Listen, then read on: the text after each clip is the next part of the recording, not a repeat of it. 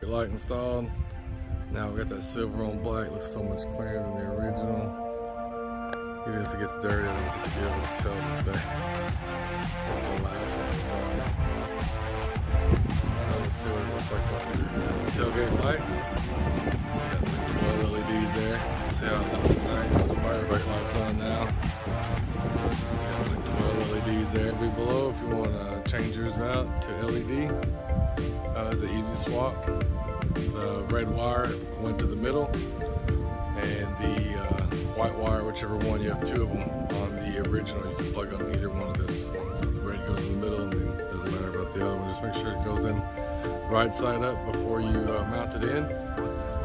I actually caulked the back of it to seal it up a little bit there. Water protection. That's what it looked like with the breakdown.